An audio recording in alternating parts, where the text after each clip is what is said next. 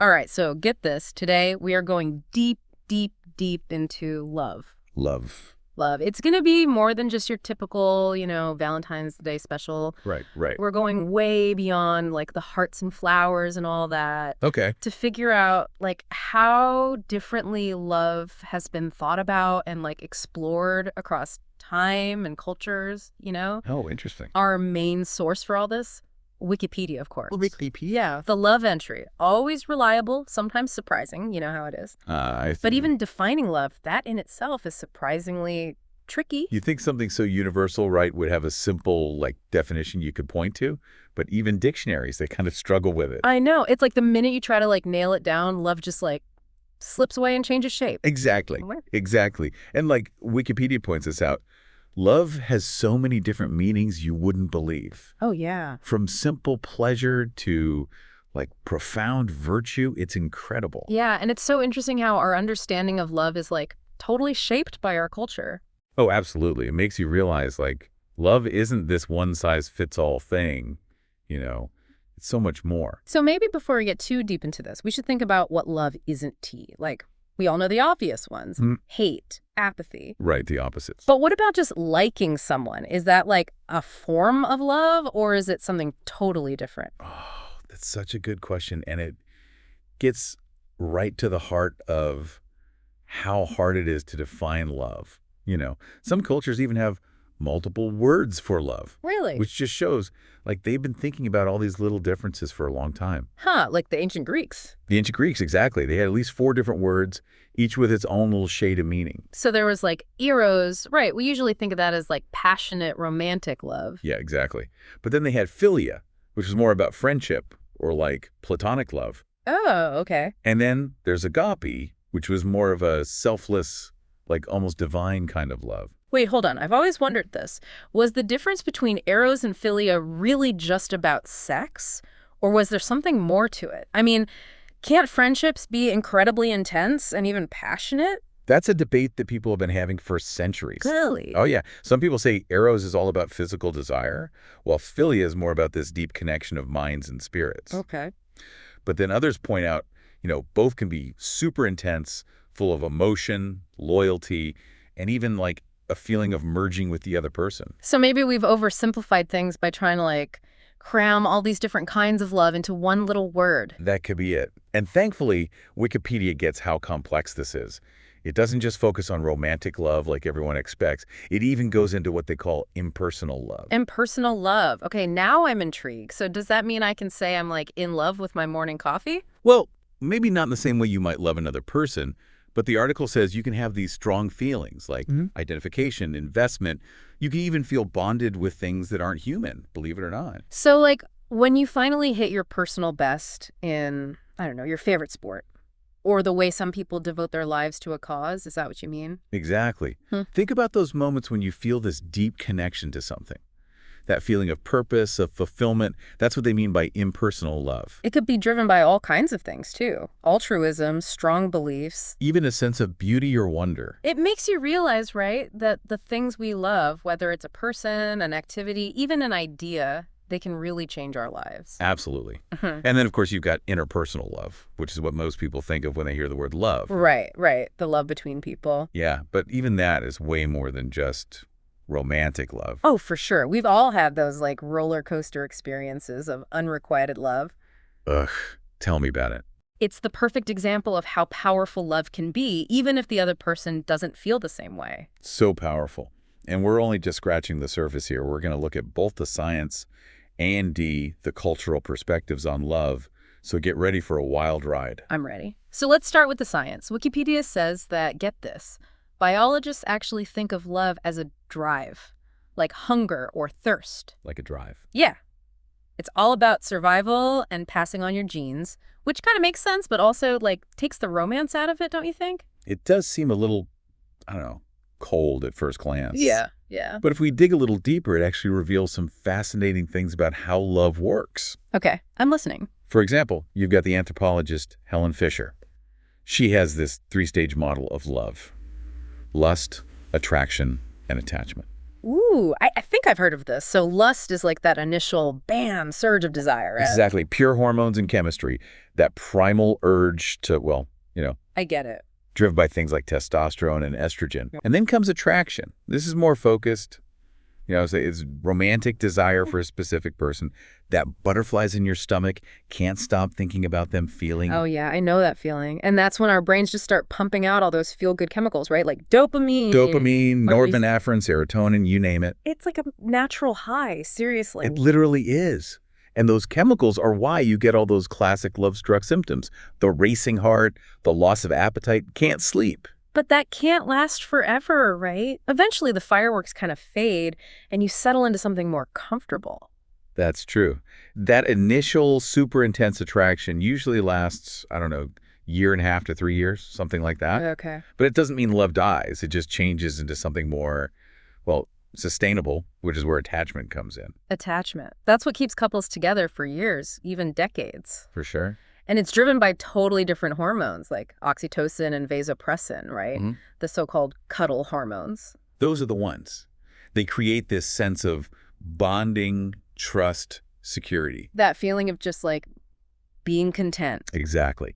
And did you know this? There's this thing called nerve growth factor, or NGF. NGF. It actually spikes when people first fall in love, then goes back to normal levels after about a year.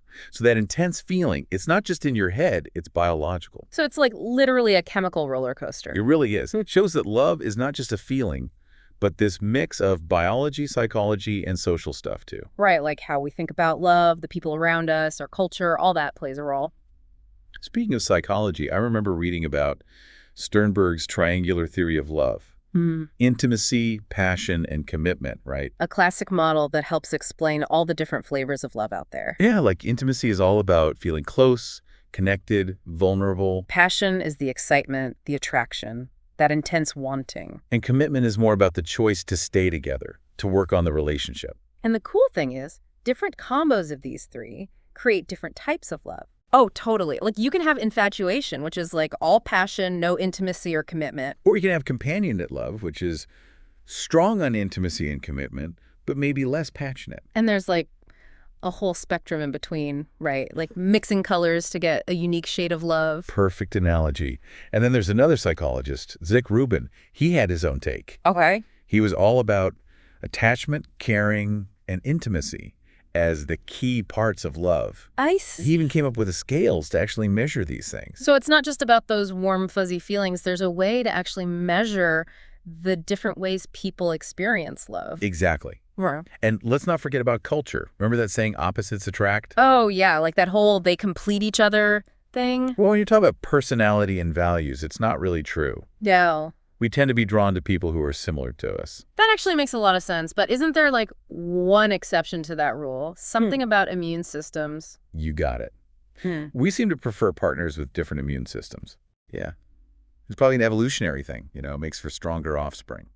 It's amazing how like biology, psychology, and culture all come together to create this super complex thing we call love. Absolutely. And there's this fascinating idea called the robust concern view of love. Robust concern. What's that?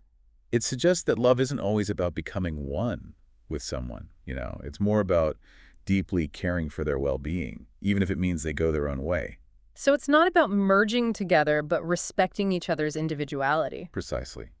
And now buckle up, because we're about to go on a whirlwind tour of how different cultures see love.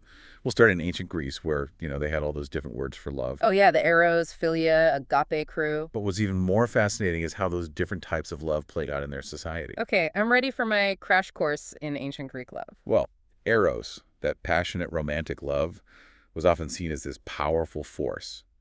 Could inspire amazing things, but also lead to reckless behavior. Sounds like some of the Greek gods we know. Exactly. And then you have philia, which is more about friendship and like brotherly love. So they weren't just like partying and writing epic poems all the time. Not just that. The philosopher Aristotle even said that philia was one of the highest forms of love, super important for happiness and fulfillment. Makes you wonder if we focus too much on romantic love these days and forget about those other deep connections in our lives. It's something to think about, for sure. And speaking of other cultures, let's jump over to ancient Rome. Okay. They also had some cool ideas about love, but their words were different. They had amor and amicitia. Instead of eros and philia? Right. Amor was like a broader kind of love. Could be romantic, but also for your family, even love for your country. So more all-encompassing. Exactly. Yeah. Amicitia was all about friendship, and they took it seriously. Thought of it as a key virtue for a just society. Wow. So like really strong friendships were a big deal to them. Huge deal. One of the best examples is the friendship between Cicero, he was a philosopher and statesman, and Atticus, a wealthy Roman knight. I think I remember Cicero. Wasn't he like a big advocate for friendship? He was all about it. He thought true friends, they share everything, their thoughts, joys, sorrows. He even said their minds became so intertwined that they were like one soul in two bodies. Wow, that's deep. It is. And it shows you how differently cultures throughout history have viewed and valued love in all its forms. Okay, so we've had a taste of ancient Greek love, ancient Roman love. I'm ready to travel further east. Where are we headed next? Let's go to ancient China. They had some really different concepts of love that were tied to their whole way of thinking. Okay, bring on the ancient wisdom. One of their key concepts is Ren. It's often translated as benevolence or humaneness, but it's way more than just love. I see. It's about creating good relationships and living in harmony with others. So like expanding your love beyond just your close circle. Exactly. Starts with family and then grows outward to include friends, neighbors, even everyone. It's like a ripple effect of love. And then there's AI, which is closer to what we think of as love. It's caring deeply for another person, wanting their happiness. So it's more about that feeling of warmth and affection. That's it. And in some ways of thinking, AI is a step towards Ling. Ling. Yeah, Ling. It's a deeper, more spiritual kind of love. Okay, now I'm really interested. What's Ling all about? It's about reaching this perfect understanding and connection with someone, a merging of hearts and minds that's beyond the physical. Wow. So like no barriers between you and the other person? Exactly. And they believe this kind of love was possible not just between people, but also between people and, like, the divine. So love could bridge the gap between the earthly and the spiritual. Precisely. And they had another idea called Si. This one's about compassionate nurturing, like a mother's love for her child. So unconditional love. Unconditional. It's about accepting people just as they are, flaws and all. It's amazing how much depth and nuance there is to these ancient Chinese ideas about love. It really is. Yeah. Shows us that there's so much to learn when we look beyond our own little cultural bubble. For sure. Okay, so we've explored ancient Chinese love. Now I'm ready for another adventure. Then let's journey to ancient India. Get ready for some stories, some philosophy, maybe even a little poetry. Bring on the ancient Indian romance. You might be surprised to know that in traditional Indian culture, romantic love wasn't always the most important kind. Really? What did they prioritize instead? One of the key ideas was ama. It's about feeling dependent and, like, indulged, the kind of feeling you often see between a mother and child. Oh, I see. So like that feeling of being totally cared for and loved unconditionally? Exactly. They thought this was essential for healthy development and well-being. Makes sense. That feeling of security is so important, especially when you're young. Absolutely. And they believed ama actually formed the basis for other kinds of love, including romantic love. So it's like the foundation for healthy relationships later on. Right. Of course, they did have words for romantic love too, like koi and ai. Oh, koi, I've heard that. Isn't that like a super passionate, longing kind of love? That's the one, often linked with strong desire, yearning, even a touch of sadness. Sounds like a bit of an emotional roller coaster. It can be. Then there's A, which is more mature, more enduring, Yeah. based on mutual respect, understanding, commitment, that kind of thing. So more about building a life together through thick and thin. Exactly. And in modern Japan, A is often seen as the ideal kind of love, something to aspire to. It's fascinating how these different cultures weave their values and social structures into their understanding of love. Absolutely. Shows you that love is not some universal experience, but something shaped by the context it exists in. It really makes you think about all the different ways there are to love, right? There's no one right way to do it. Exactly. And we've only just started. Next time, we'll be exploring how different religions view love, from those familiar Abrahamic traditions to the Eastern philosophies. I can't wait.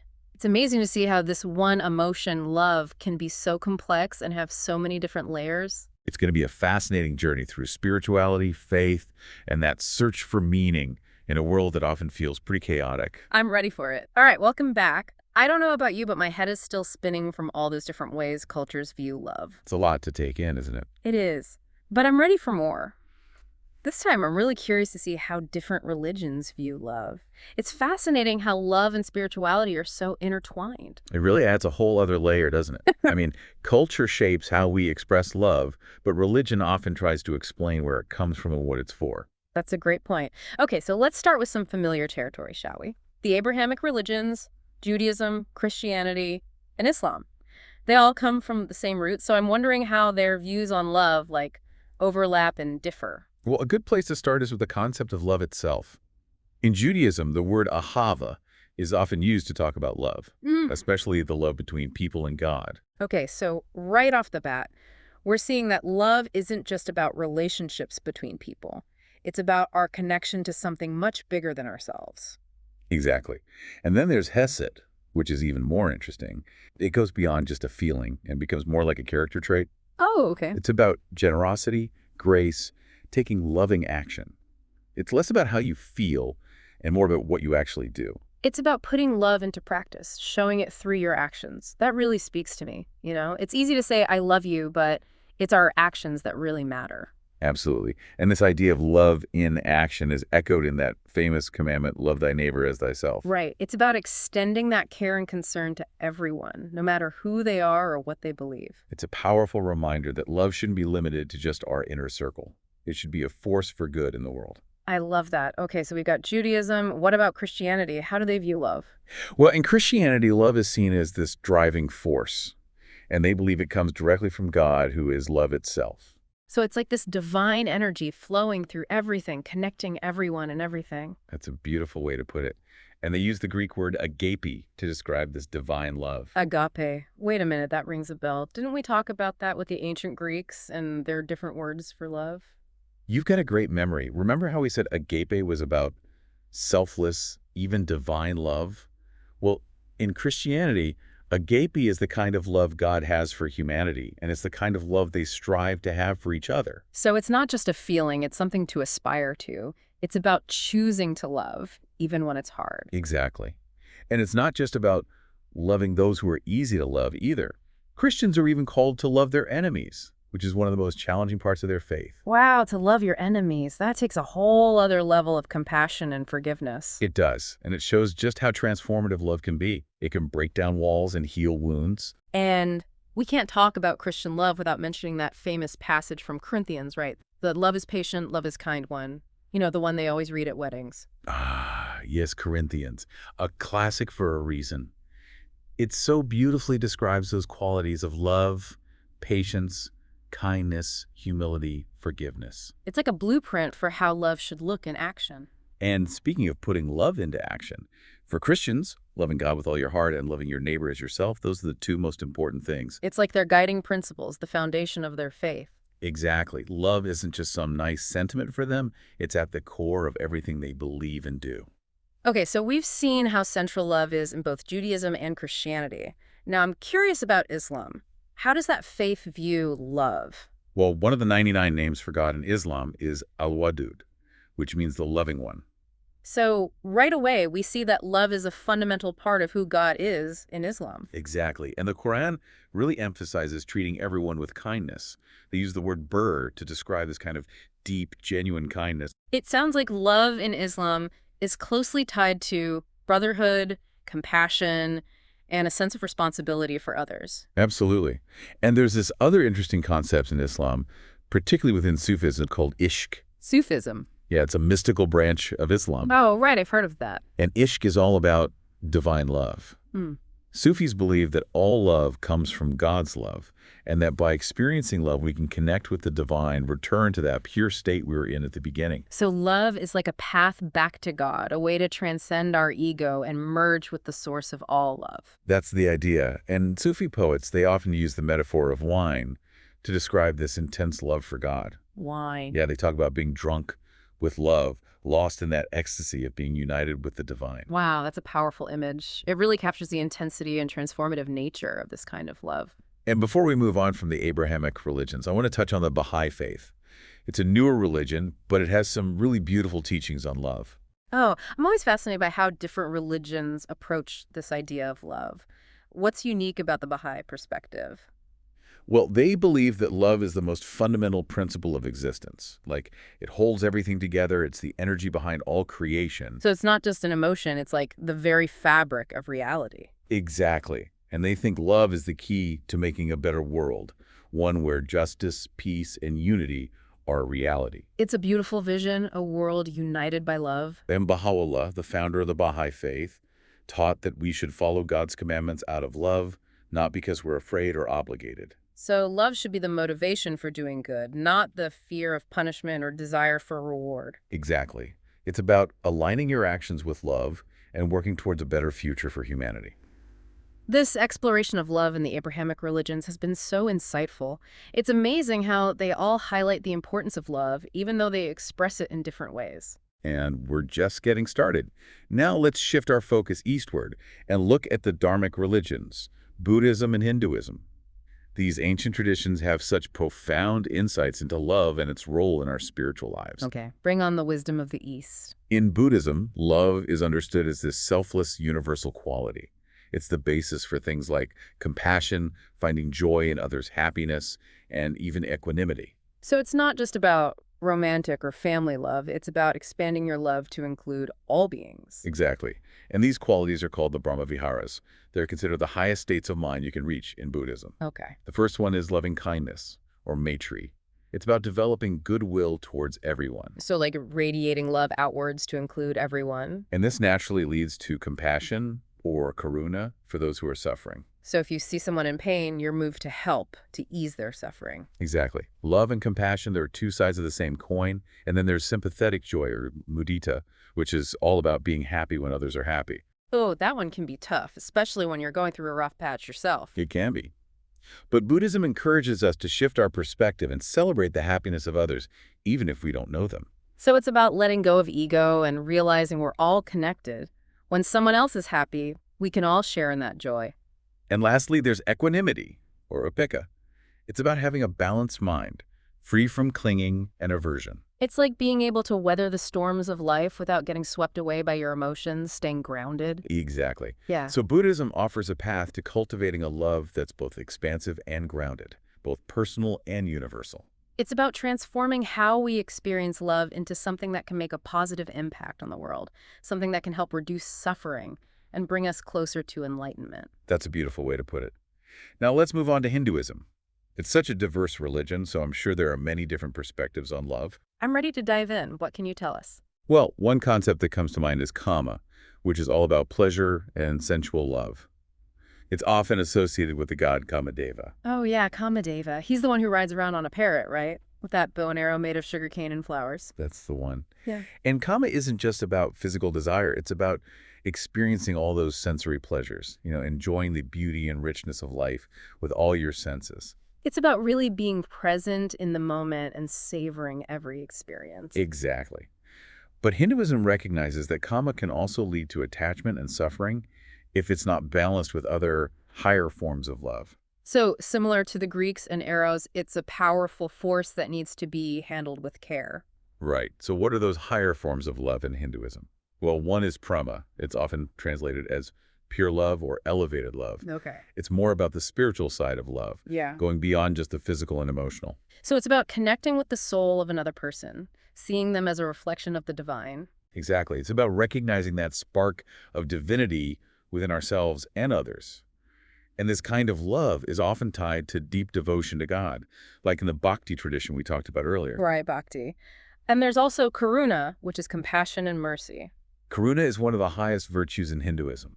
It's about recognizing the suffering of others and wanting to help, to relieve their pain. It's that selfless desire to make things better for others, to offer support when they need it most. Exactly. And that's where Siva comes in, selfless service to others. It's about putting their needs before your own and acting from a place of love and compassion. So it's about taking action, putting love into practice in the real world. Precisely. It's not just about feeling compassion, it's about doing something to make a difference. It's amazing how these ancient traditions connect love, compassion, and service in such a beautiful way. It is. And it reminds us that love is not just a personal emotion. It can be this powerful force for change, both inside us and in the world around us. Well, this exploration of love in different religions has been truly enlightening. It's incredible how these faiths all emphasize love's importance, even though they have their unique ways of expressing it. Absolutely. And we're just scratching the surface. There's still so much more to discover in this vast landscape of love. Wow, my head is spinning with all this amazing information. I know, it's a lot. But remember, love is a journey, not a destination. It's something we keep learning about and growing into throughout our lives. That's a great point.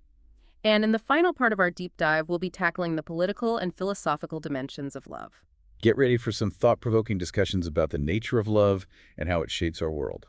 All right, welcome back, everyone. Hope you're ready for round 3 because we're getting into the really big questions about love, the political and philosophical kind. Yeah, it's amazing how love, something we think of as so personal, can also have these huge implications for society and even how we think about the world. Right. We've seen how differently cultures and religions view love, but I'm really curious to see how it plays out in the realms of politics and philosophy. Well, one great example of love's political power is the free love movement. Free love, huh? Sounds kind of intriguing, but also, I don't really know what that means. It was a social movement that really gained traction in the 19th century. Okay. Think of it as a pushback against all those traditional ideas about marriage, relationships, sexuality, the whole 9 yards. So they were like kind of rebels challenging the way things were done. Exactly.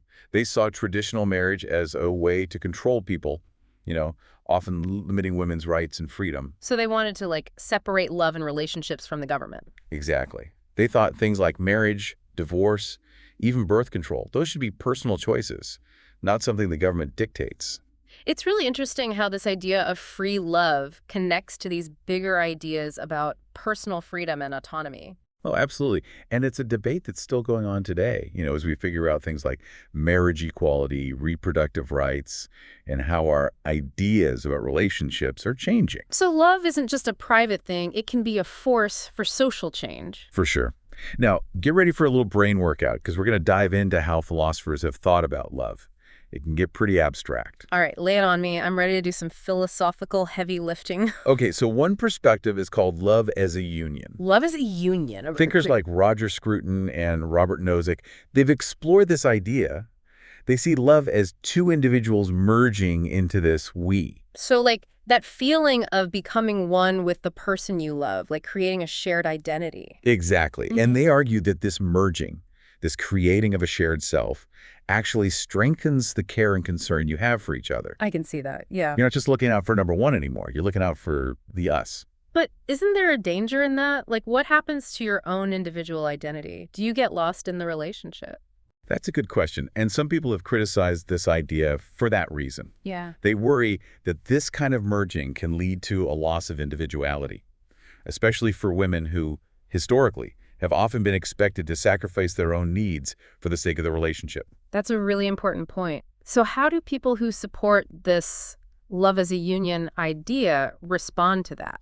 Well, Nozick, for instance, he argues that it's not about erasing your individuality, but more like enriching it. Okay. It's like each person brings their own unique self to the relationship, and those selves blend together to create something new and even greater. It's like weaving a tapestry, right? Yeah. Two separate threads coming together to make something beautiful. Exactly. But if that whole union thing doesn't quite sit right with you, there's another model, Michael Friedman's federation model of love. Federation model, so more like a partnership between equals. We got it. It suggests that two people can be connected by love, but still keep their own individual identities and independence. So it's not about merging into one, but more like two planets orbiting around the same sun. I love that analogy. Yeah. It really captures that balance between being together and being your own person, which is so important in any healthy relationship. So we've got love as a union and the federation model. What other philosophical perspectives are there? There's the love as robust concern view. Robust concern. That sounds intense. It's actually the opposite of the union view in a way, because it's not about merging identities at all. So it's about caring deeply for someone without needing to become a we. Right on.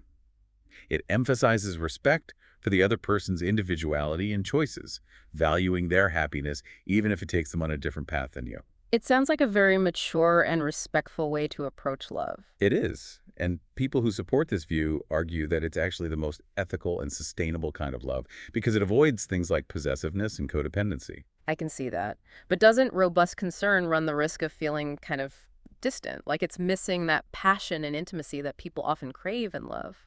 That's a good point. Some critics say this view focuses too much on the rational side of things and not enough on the emotions and experiences that make love so powerful.